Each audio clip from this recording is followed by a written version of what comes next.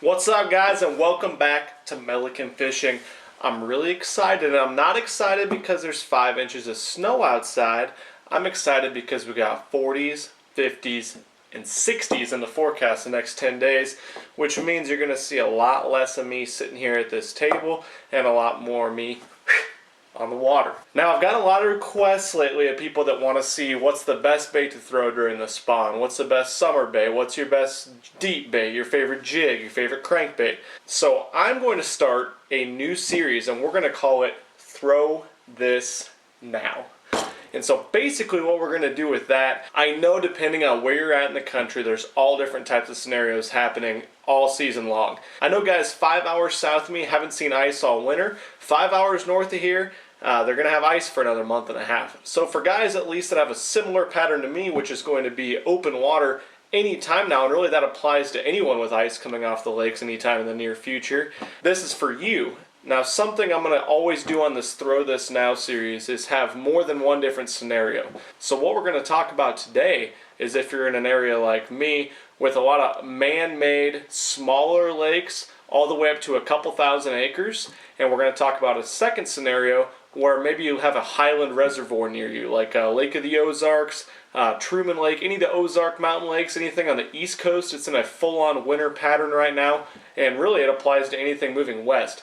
You know, I'm not going to tell you baits in this series that I've heard are the best to throw right now. Like, I'm not going to go tell you right now that I know you should be throwing a float and fly or a jigging wrap or doodling a little spoon in 60 feet of water. I know that stuff works on Table Rock Lake and these other lakes, but I personally have not used them, and so I'm not going to give you advice on something that I have no idea what to do. I don't have any 9-foot spinning rods for a float and fly, and I sure as hell don't want to spend all my time with a jigging wrap after I've been down there doing that all winter long straight down through a hole. So I'm going to tell you what I know catches fish right when the ice comes off the lake or in a full-blown winter pattern first time you're out of the season. Alright, so let's dive into this. Scenario 1, like we have around here, like I'm going to be faced with this weekend. You go out, you have a little small pond you've been fishing on, or even your lake up to 5,000-10,000 acres, the ice has come off. So I'm going to give you the baits you need to be throwing right now to catch bass. Bait number 1. Obviously these fish are going to be super slow moving and lethargic. The water's probably still going to be in the 30s, if not a little bit up into the 40s. My number 1 pick in that scenario is always going to be a jerk bait. I like this 6 cents Provoke 106 DD a whole lot. You guys have seen me throw it a ton. If it's real shallow, go ahead and switch down to the 106X. Now, they suspend pretty well out of the package. Obviously, water density and water temperature are going to affect the way it sinks and floats. I want these as close to perfectly suspending as possible. And once you do that, the areas I'm going to be targeting are pretty similar in both these different scenarios. But where I'm going to be throwing this jerkbait is anything where I got steep, cleaner water. So what I'm talking about with that is anywhere that there's a dam or a jetty, any type of steep drop, same stuff I was fishing this last late fall, and of course any type of channel swing where the fish can really look up and relate to a bait that's sitting over the top of their heads. And the way I'm going to retrieve this, and what I found to be my favorite way to pull these when the water's super cold, is almost no action at all. I'll give it a little twitch now and then, but like I've said before, a nice pull that's just going to make the bait shimmy and move forward, and then letting it sit 5, 10, even 15 seconds if you're confident there's fish in the area, and just rinse and repeat. Do it over and over, and you're going to get bit on these because even the most lethargic bass will come up and eat a jerkbait, even when there's half the lake is covered with ice. What I'm going to throw this on, my favorite type of line is K9 fluorocarbon in 10-pound test. It's got just enough stretch to it that I feel like when you hit the bait, even if you hit it hard, that little tiny bit of stretch is going to act as a shock absorption, make that bait shoot to the side real nice. Even with just pulling the bait, just giving it nice slow pulls, it's going to be perfect for hooking up, so you're not pulling the bait away from the fish. That little bit of stretch is going to let them get that bait nice and deep. This is going to be a killer, and my number 1 choice is a jerk bait right now. My number 2 choice for the first scenario of a flatter mud bottom lake like we have now with some different man-made cover and structure. Big surprise again, we're going with the big football jig. This is the same big 3/4 ounce football jig, but I made that same modification that I made that let me just smoke some big fish this late fall, right before there was ice on the lake. We're gonna go right back to that. We're gonna trim that football jig all the way down so it's a super small, compact presentation. Same thing with the trailer. And where I'm gonna throw this thing, anywhere there's any type of break. You know, I love when there's like a giant main lake point or any type of man-made jetty, and there's either a channel that swings against it or a rock pile or a brush pile. Throw this down there and you're just going to want to shake it. You're not going to want to hardly move it at all. Shake it in place with the rod tip and just let it sit for a little bit, and then shake it a little more and then pull it forward a little ways. And I promise you, if you do that enough next to the steeper drops on the lake, next to a good point, this is going to get bit. This is a great way to catch them right after that ice comes off when they're relating to a bait that's moving on the bottom of the lake. Bait number 3 for the first situation, we're going with the old lipless bait. And we're not going to retrieve this like we're going to when it's the straight on pre-spawn, when the fish are moving up, they're staging in the grass, and you want a nice quick retrieve and ripping it out of the grass. No, this is going to be nothing like that. I like 2 different retrieves. So I want as small as bait as you can get away, as light a bait as you can get away with, I should say. With the lipless bait, this is a 1/2 ounce bait. And you're just going to want to, if you can find any type of grass, any type of vegetation that's still left over from the year before or starting to grow all winter, you're going to want to just slowly pull this trap through the grass. You're just going to want to tick the tops of that grass with just little pulses through there. You're not going to want to rip it out of there. These fish are moving so slow right now. But if you find an area with some wind blowing into it with a little bit warmer water in that area, fish can get active enough they will hit a moving bait. So that's retrieve number 1 with this guy. Second retrieve I love to do with this, if you got a lake that's not completely bogged down with the mucky slime on the bottom like a lot of them are right when the ice comes off, throw this guy out next to a steeper break off the bank. And all you're going to do is rip it straight up off the bottom and let it sink. And you let it sit there a couple seconds, rip it straight up off. It's almost like we do with a jigging wrap or a jigging spoon or anything when there's ice on the lake. And for whatever reason, that can get bit when nothing else does. When you can't even get bit on that jig or that jerk bait, they won't react to anything. Just a little, like 2-foot rip off the bottom and then letting it flutter back down.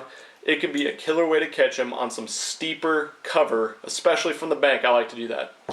Alright, so like I said, we're going to do 2 different scenarios. So second scenario right now, we're going to talk about exactly what I would throw in a highland type lake right now in a full-blown winter pattern. Bait number 1. You know, this is not going to be any surprise again. I love the jerk bait. That's going to be my first choice. That's always my first choice in the winter. I love throwing it, and the great thing is you kind of know how the fish are going to react to it and where they're going to bite. Now, this is going to be a little bit different cover in these lakes. Now, the highland lakes, mostly the Ozarks lakes, aren't going to completely freeze over. The fish aren't going to be moving quite as slow. So they'll be a little bit further along than these fish are around here when they just got the ice off the top of them. They're in a huge funk. So what I'm looking for in those Ozark type lakes is channel swing banks and any type of rock transition. Both of those are absolute killers. Another great thing, secondary points with docks on them. And more isolated the dock, the better. And maybe if the fish aren't moved quite as far along, another great place, of course, is bluff ends, especially bluff ends with wind blowing into them, and especially cuts and bluff ends and anywhere steep where you find bait. Awesome bait. So bait number 2, situation number 2, Highland Lake in the winter. Another big shocker, I'm throwing a jig. I know you're like, Ben, you're doing the same exact thing on both different types of lakes, and that's true to an extent. But what I'm going to do different with this bait is I do an even lighter jig. So what I like on these Highland lakes is a twin tail trailer, which gives it a nice, just a real quick fluttering action for whatever reason. Clean water around rock. They love this double tail trailer. And then I'll use a little 3/8 ounce ball head, finesse cut, any type of natural color jig. And I'm going to be working that a lot of the same areas actually as a jerk bait. More flatter areas. So anytime you have a transition bank that's with chunk rock or a secondary point, this is an awesome place. You know, you come across a giant boulder or something, a man-made dock pillar with rock built up onto it that drops off real steep. Excellent place to throw this. I know you saw Joe catch one in the Ozarks video. I'll leave a link down below. Same with the jerkbait. I'm going to leave links to everything that I've done down below so you can see the proof that these actually do work, and they will work for you right now. But Joe caught the biggest fish of the trip at Lake of the Ozarks, fishing an area that was like a steeper transition rock bank where the chunk rock, it was kind of like a flat top rock, and it had little shelves off of it. And he popped it off the shelf, and the sun was out. Even though the water was cold, the sun was out, and the fish was sunning itself up probably 5 or 6 feet, and it just smoked a little jig like this. Throw a little finesse cut jig, double tail trailer, you'll get bit. Alright, bait number 3 in situation number 2 in that Highland Lake, we're going with the single swim bait. This is a Kitech Fat Swing Impact 3.8 size. This is their most popular size, and for good reason. Throw it on a little ball head jig. You know, I could have gone total cheater here and picked the Alabama rig, and I do like throwing the Alabama rig, I shouldn't say that. But a lot of tournaments it's outlawed. A lot of guys don't like throwing it. Completely understand that. And you can catch a ton of fish, especially now that all the fish are conditioned in these Highland lakes. They've seen a friggin' million Alabama rigs pull out this single swim bait. Now, this is a 3.8 size, like I said, so 3.8 inches in a Tennessee shad color. I like a nice two-tone, translucent on the bottom color when the sun's out, and then more of a white pearl color when it's cloudy. And I'll throw this a lot of the same areas as those previous 2 baits, but anywhere you see suspended fish on the graph. So a great place to throw this, again, bluff ends with wind blowing on them when the fish are suspended up off the bottom, maybe 8 or 10 feet up off of 12 to 15 feet of water. Great place to throw this. Just like that jerk bait, if you find any type of dock that's more isolated, great to throw this 5 to 10 feet underneath it to catch those suspended fish, especially spotted bass in the winter. They love that, and you will occasionally, you'll catch a good largemouth on it as well. Something about fish that suspend in the winter, they can't stand a little swim bait on a single ball head jig. Check it out. Alright dudes, that's all I got. Let me know if you got a bait that you love to use right now. Like I said, new series, throw this now. I'm going to be doing it moving forward. I feel like it's not quite as generic as top 5 best pre-spawn baits or something like that. We're going to do it a little bit different, and so I feel those are all baits you will catch fish on if you throw them with confidence and use them exactly like I like to throw them and exactly like I showed you. Get out there and get fishing. It's a great time of the year when things are starting to warm up a little bit. I'm sorry guys in the north if it hasn't quite warmed up that much for you yet. It's coming soon, I swear. Anyways, I'm going fishing this weekend. I'm super stoked. We got warm weather moving forward. Thank you guys so much for the feedback. Don't forget to go hit subscribe to Milliken Fishing right down there. Leave a comment if you like the video. Let me know what you want to see moving forward. I'm out of here. Peace.